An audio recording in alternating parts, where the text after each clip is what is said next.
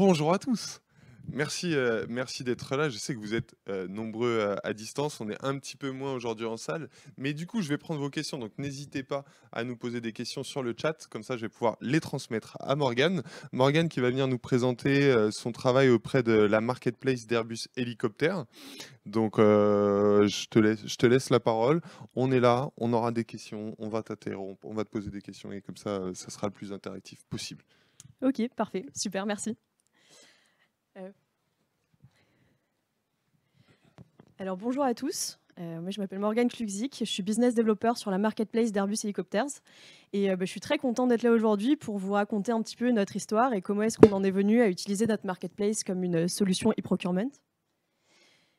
Alors je vais d'abord vous replacer le contexte, vous présenter Airbus Helicopters, vous parler de la marketplace, ce qu'on y fait, ce qu'on y trouve, à quels besoins qu'elle répond. Et vous expliquer les deux modèles qu'on va utiliser aujourd'hui dans notre marketplace. Donc le premier, un modèle pure marketplace à destination des clients, et le second, un modèle e-procurement, donc un modèle dérivé du pure marketplace. Et après, je vais vous expliquer nos ambitions pour 2023 et pour les années à venir.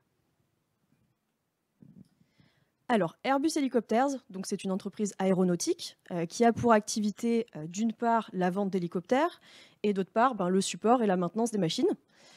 Airbus Helicopters, en 2022, a réalisé un chiffre d'affaires de 7 milliards d'euros. Ce chiffre d'affaires, il est splitté en 50-50, donc 50% lié à l'activité de vente de machines et 50% lié à l'activité support et services. Et donc parmi ces 3,5 milliards d'euros dédiés au support et services, on a 700 millions d'euros qui sont liés à la vente de pièces détachées. Donc c'est dans ce business-là qu'on va placer la marketplace. Donc c'est une entreprise internationale, présente dans 153 pays. On compte 3100 clients et plus de 12 000 hélicoptères qui sont toujours en service. Et une chose très importante à savoir sur nos clients, c'est que 85% d'entre eux, donc la grande majorité, possèdent moins de 5 hélicoptères. Donc ce sont des petites entités qui peuvent avoir des difficultés à trouver certains produits, à trouver des prix compétitifs sur des catégories de produits. Et donc ça, c'est l'une des raisons pour lesquelles on a souhaité lancer une marketplace. Et c'est qui les clients, par exemple, qui ont des 3 hélicoptères?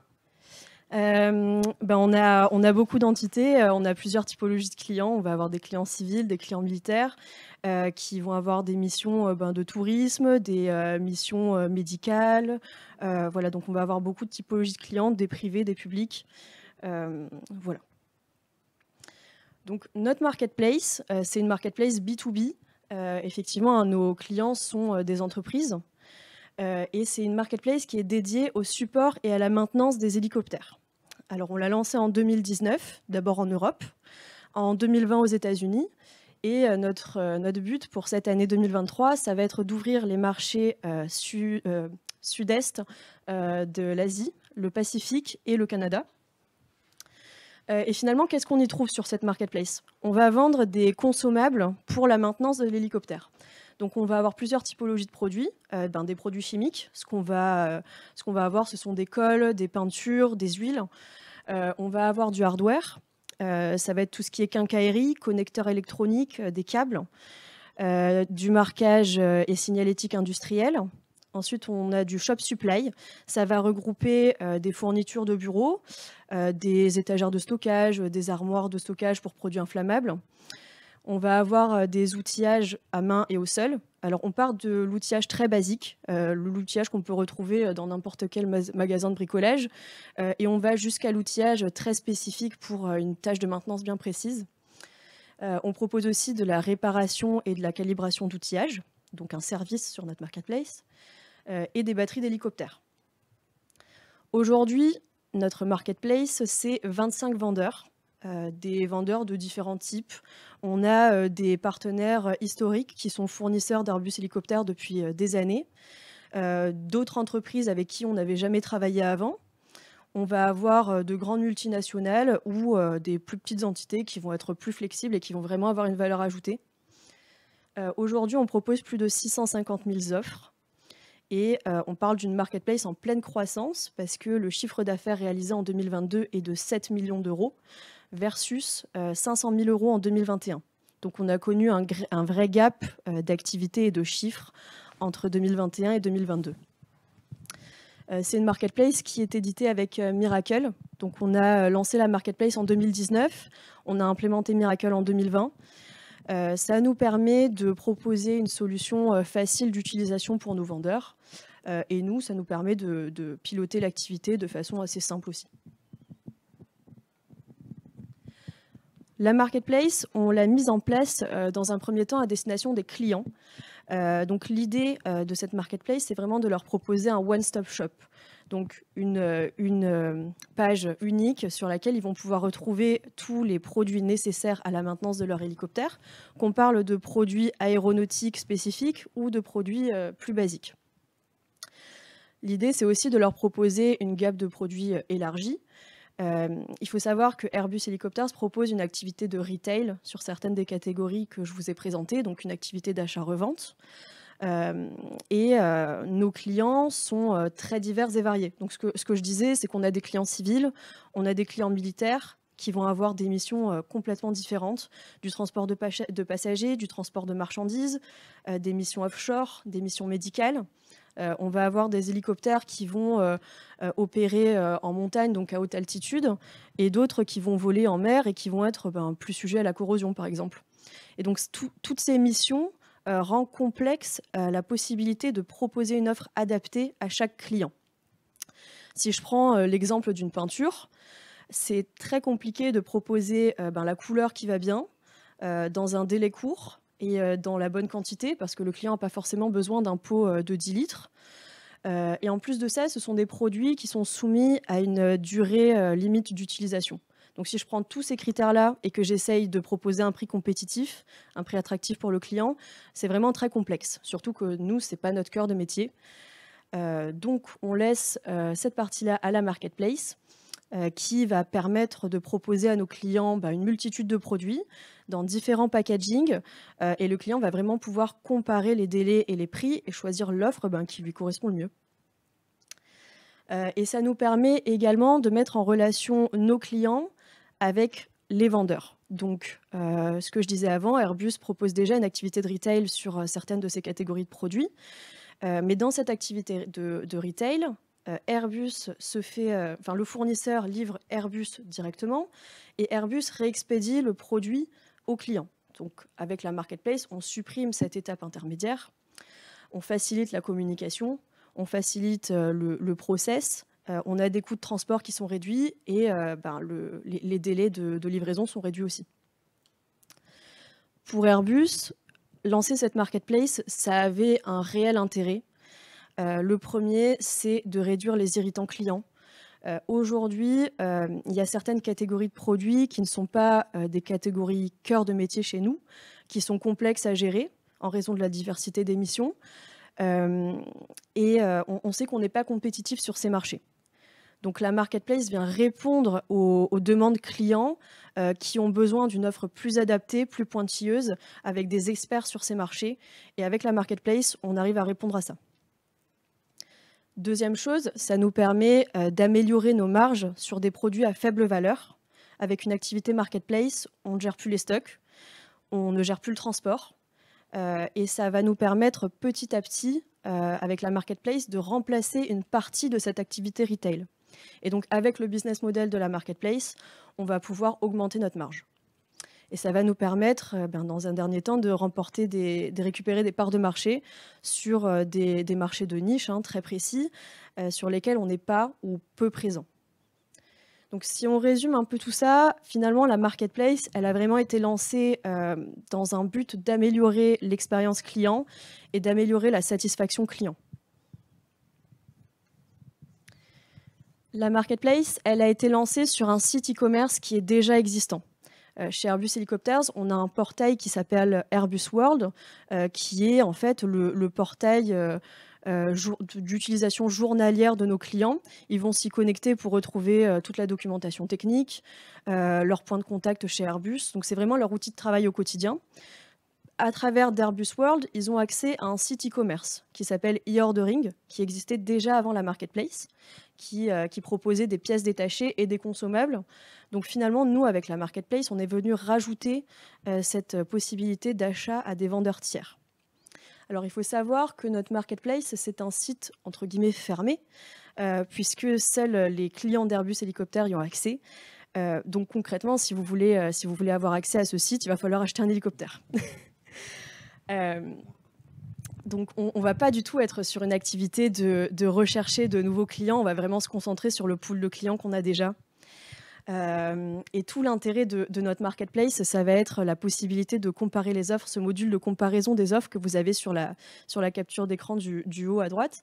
Hem, à partir, d'une seule page produit, le client va pouvoir comparer, les prix, les délais, et on est vraiment sur un gain de temps de la part des clients. La marketplace, on l'utilise selon 2 modèles. Le premier qu'on a mis en place, au début de la marketplace, c'est un modèle pure marketplace.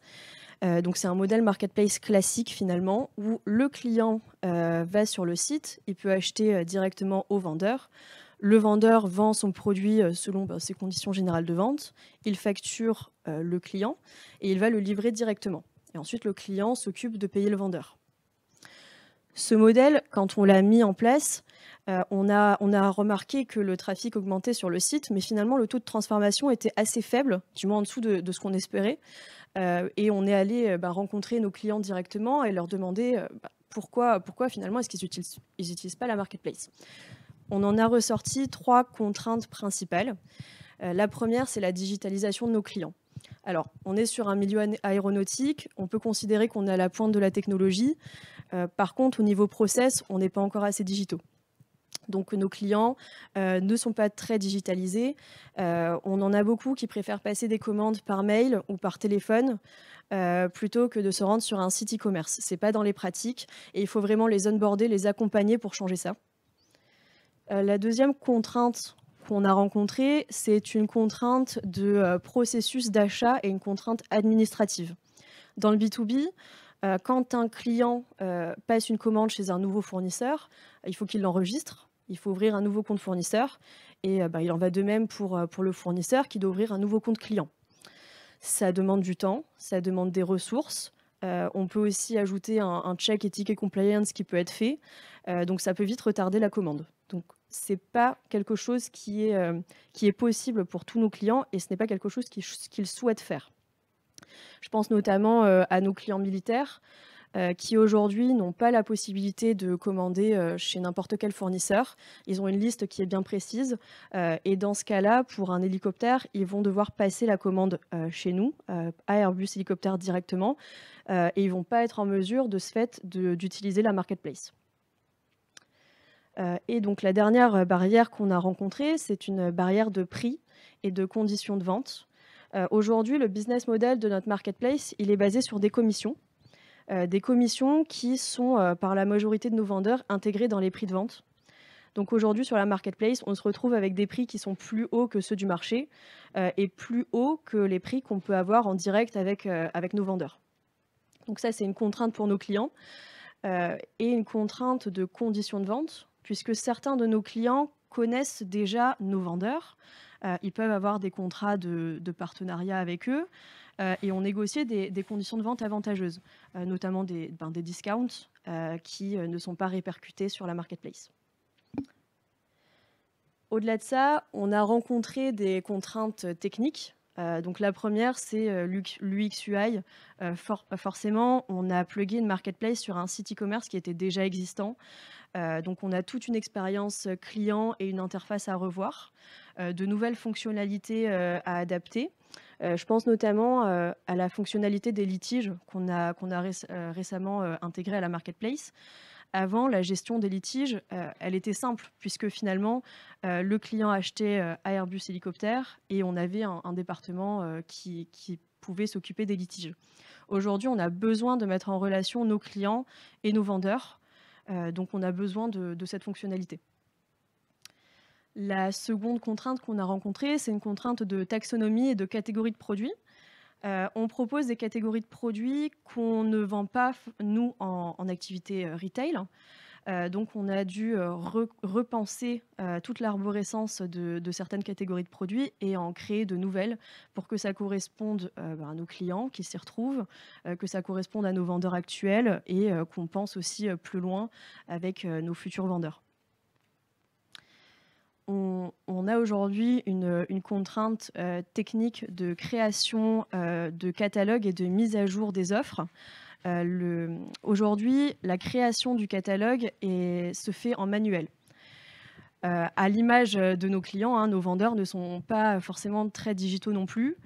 Ils ne disposent pas toujours d'un site e-commerce, ils ne travaillent pas avec des PIM, ils ne travaillent pas avec des intégrateurs, donc tout est fait en manuel chez eux. Donc la création du catalogue, effectivement, on n'est pas sur un secteur comme la fast fashion où on va avoir de nouvelles collections tous les 3 à 6 mois. Là, une fois que le catalogue il est créé, il ne va pas trop bouger. On va avoir des produits qui vont devenir obsolètes, mais on va en créer de nouveaux, mais on va pas recréer un catalogue tous les ans. Par contre, la création de ce catalogue, il prend du temps et la mise à jour prend du temps aussi. Donc ça ne peut pas être fait tous les jours ni toutes les semaines. Et on peut avoir des informations qui ne sont pas à jour sur la marketplace, donc des prix qui ne sont pas à jour ou des politiques de stockage qui ne sont pas à jour. Et ça peut créer de l'insatisfaction client. On a également une contrainte d'organisation commerciale. Aujourd'hui, le site d'Airbus Helicopters, il est divisé en 11 organisations commerciales, donc en 11 shops, qui vont nous permettre de servir toutes les régions du monde. Mais je m'explique, un client qui est connecté sur l'interface France n'est pas forcément basé en France. Il peut être basé n'importe où en Europe, parfois même en dehors de l'Europe. Sauf que nos vendeurs, on en a certains qui ne peuvent vendre qu'en France. Donc aujourd'hui, techniquement, on n'a pas la capacité de masquer des offres à certains de nos clients. Donc un vendeur qui vend qu'en France, finalement, il peut recevoir une commande d'un client qui est basé en Grèce. Et donc soit il l'accepte et il fait un cas particulier, ou il la refuse. Et là, encore une fois, on peut créer de l'insatisfaction client. Donc ce modèle, c'est finalement un modèle qui a pas mal de contraintes, sur lequel il faut encore travailler. Et en parallèle de ce modèle, on s'est rendu compte qu'en interne, chez Airbus Helicopters, la marketplace, elle répondait à plusieurs de nos problématiques et qu'on avait un vrai marché chez nous, déjà à portée de main. Donc aujourd'hui, 95% de l'activité marketplace est faite sur de l'e-procurement. Donc on utilise ce modèle pure marketplace d'une façon dérivée pour servir nos besoins internes. On va l'utiliser dans deux cas principaux. Le premier, ce sont des contrats verticalisés, des contrats qu'on appelle des contrats englobants chez nous. Ce sont des contrats qu'on a avec des entités militaires principalement. Et dans ce contrat, notre client militaire, il va nous payer à l'heure de vol. Et donc nous, on se doit de fournir tous les produits nécessaires à la maintenance de l'hélicoptère, mais sur des catégories bien définies, sur des catégories de produits qu'on met dans le contrat. Donc le client, il ne va pas nous acheter des pièces, il va nous faire remonter son besoin, et nous, on se rémunère sur ce paiement à l'heure de vol. Donc comment est-ce que ça fonctionne ? Le client, il fait remonter son besoin à Airbus. Chez nous, on va avoir des équipes à pro qui vont s'occuper de passer la commande sur la marketplace. Le vendeur facture Airbus, puisque Airbus devient client de sa propre marketplace. Et la livraison, par contre, se fait depuis le vendeur chez le client sur la base militaire. Donc on a totalement repensé ce modèle et ça nous permet de passer d'un modèle avec un contrat fournisseur qui nous permettait de servir ces contrats englobants, un contrat avec un fournisseur, mais finalement on était dépendant de ce fournisseur, de sa façon de travailler, de ses stocks, de ses délais d'approvisionnement. Là, avec la marketplace, comme pour les clients classiques, on a accès à une multitude d'offres avec des délais plus courts, des offres plus adaptées, et ça nous permet vraiment de gagner en performance et en compétitivité. On a un deuxième modèle d'e-procurement pour lequel on va utiliser la marketplace, ce sont des listes d'approvisionnement initiales. Alors une liste d'approvisionnement initiale, qu'est-ce que c'est ? C'est une liste de produits qu'on livre en même temps qu'un hélicoptère à un client. Et on utilise la marketplace non pas pour toutes ces listes d'approvisionnement, mais pour des raisons bien particulières. C'est qu'aujourd'hui, notre processus d'achat ne permet pas d'acheter un produit qui n'est pas référencé dans notre ERP, et sur lequel on n'a pas un contrat avec un fournisseur qui est valide. Donc pour faire référencer une référence qu'on ne connaît pas, c'est un processus qui est très long, qui est coûteux et qui doit vraiment être motivé par un réel besoin derrière. La marketplace, finalement, elle nous donne de la flexibilité et la possibilité de sortir de ce processus classique et donc de commander des produits qu'on ne connaît pas, finalement, et de faire livrer ça chez le client. Utiliser la marketplace comme un outil procurement, c'est un vrai atout pour nous parce que déjà, premièrement, ça nous permet de financer la plateforme, mais ça nous permet aussi de la tester. On ne laisse pas de côté le modèle pure marketplace pour les clients. Au contraire, on le renforce avec cette façon e-procurement de l'utiliser. Ça nous permet de récupérer de la data sur le fonctionnement de la marketplace, de connaître les réels besoins des utilisateurs et de tester les nouvelles fonctionnalités. Donc finalement, d'améliorer notre plateforme à destination de nos clients. Pour faire ça, on a mis plusieurs choses en place. La première chose, c'est de relier notre ERP à Miracle. Pourquoi ? Pour que toutes les commandes qui soient passées dans la marketplace par nos équipes appro soient référencées dans notre ERP. Donc il nous faut de la traçabilité et ensuite on repart sur un processus classique de réception de la marchandise et de paiement des vendeurs. La deuxième chose qu'on a travaillé, c'est la couverture du catalogue. Quand on a récupéré les besoins de nos clients militaires. On s'est rendu compte que l'offre qu'on avait sur la marketplace n'était pas particulièrement adaptée et qu'il manquait des références. Donc on a travaillé sur des listes de produits qui étaient nécessaires, des listes qu'on a partagées avec nos vendeurs. Et on leur a dit, nous on vous partage cette donnée. Les produits que vous connaissez, vous les mettez sur la marketplace. Ce sont des produits qu'on va vous commander. Il y a des réels besoins derrière. Et si vous ne connaissez pas ces produits, on va avoir besoin de vous pour trouver des solutions d'approvisionnement sur ces références-là. On a un réel besoin et on a vraiment besoin de votre aide pour fournir nos clients. Donc on a vraiment travaillé sur des solutions d'approvisionnement avec nos vendeurs. Ensuite, on a formé une nouvelle équipe à l'utilisation de la marketplace. On a de nouveaux utilisateurs, on a changé quelques process et on a redéfini les rôles et les responsabilités de chacun. Donc qui s'occupe de quoi ? Et qui est responsable de quoi. Et là-dedans, je pense notamment à la relation avec les vendeurs. Nos équipes approvisionnement, elles ont besoin d'avoir une relation presque journalière avec nos vendeurs, ne serait-ce que pour suivre l'avancée de nos commandes, de nos et de leurs commandes. Mais l'équipe account management sur la marketplace va quand même rester le point principal de contact auprès de nos vendeurs.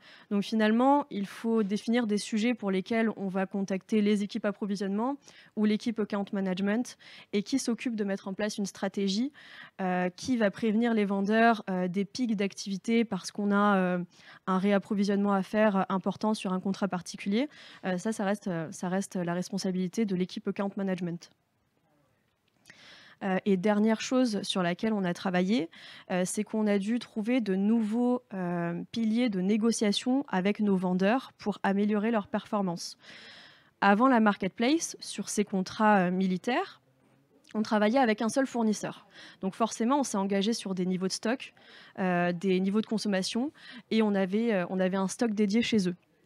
Aujourd'hui, sur la marketplace, on est sur un contrat totalement différent. On ne s'engage plus du tout sur des niveaux de consommation. On n'a pas de stock dédié. On bénéficie du stock tout client. Et les références qu'ils ont en stock, leur politique de stockage ne fonctionne pas forcément avec l'activité de la marketplace.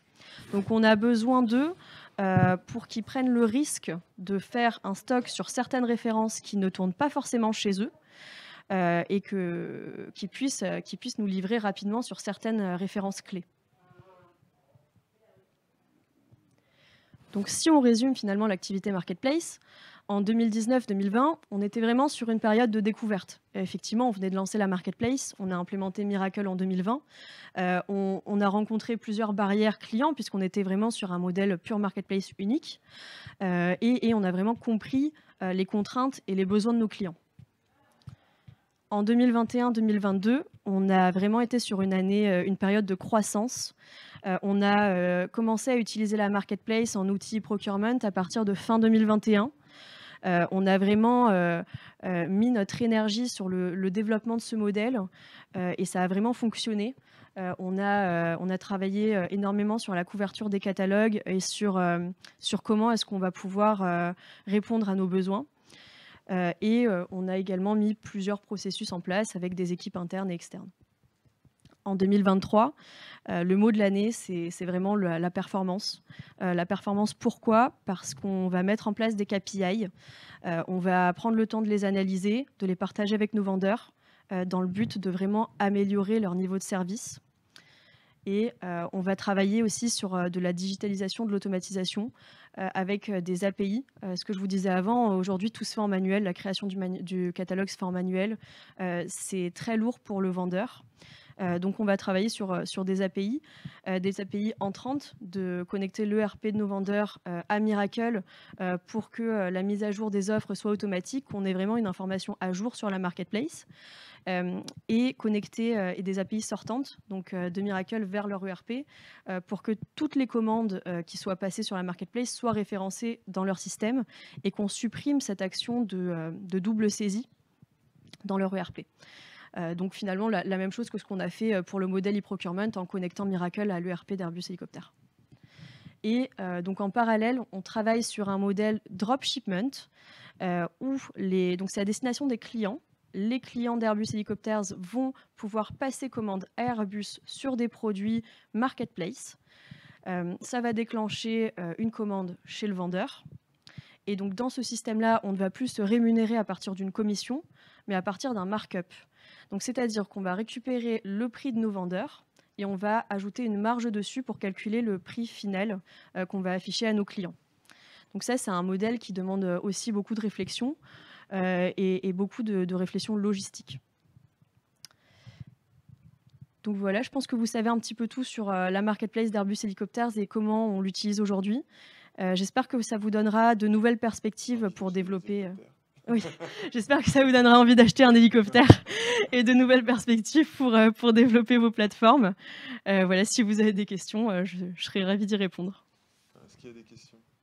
Ouais, de mon côté, vous avez mentionné que en gros, vous avez votre cœur de métier et c'est surtout la marketplace sur tout le business qui vous intéressait, qui n'était pas votre cœur de métier qui vous intéressait moins, et le but c'était d'être plus efficace économiquement.